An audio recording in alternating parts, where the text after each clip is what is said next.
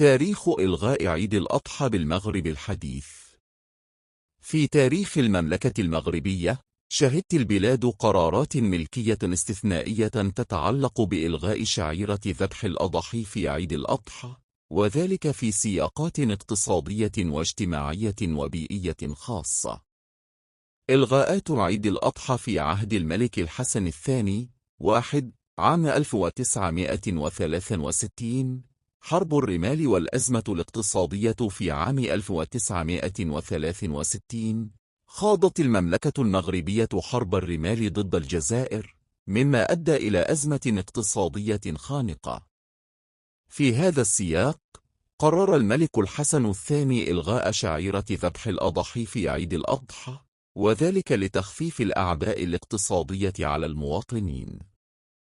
2 عام 1981، الجفاف وارتفاع الأسعار. في عام 1981 عانت المملكة من موجة جفاف حادة أدت إلى نقص في الموارد الطبيعية وارتفاع في أسعار المواد الغذائية. نتيجة لذلك، قرر الملك الحسن الثاني إلغاء شعيرة ذبح الأضاحي في عيد الأضحى، حفاظاً على الثروة الحيوانية وتخفيفاً من الأعباء المالية على المواطنين. 3 عام 1996، الجفاف وتدهور الثروة الحيوانية. في عام 1996 شهدت المملكة جفافاً شديداً أدى إلى تدهور كبير في الثروة الحيوانية. في هذا السياق، قرر الملك الحسن الثاني إلغاء شعيرة ذبح الأضاحي في عيد الأضحى، وذلك لتفادي تدهور الثروة الحيوانية بشكل أكبر.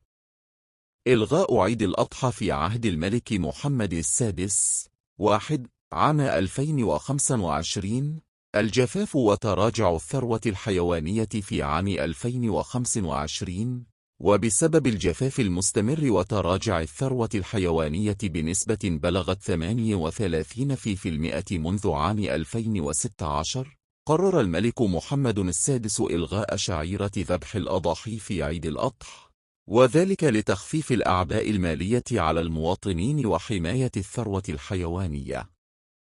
الدروس والعبر المستخلصة: أهمية التوازن بين الالتزام الديني والاعتبارات الوطنية. تظهر هذه القرارات ضرورة مراعاة الظروف الاقتصادية والاجتماعية والبيئية عند اتخاذ قرارات دينية لضمان مصلحة الوطن والمواطن.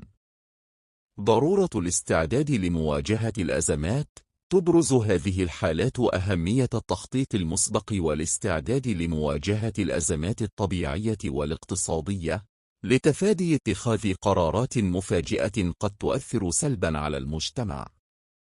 أهمية التواصل مع المواطنين.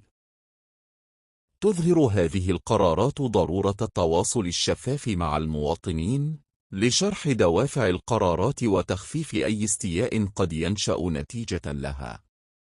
تعتبر هذه القرارات تجسيداً لحرص القيادة المغربية على مصلحة الشعب وتوازنها بين الالتزام الديني والاعتبارات الوطنية.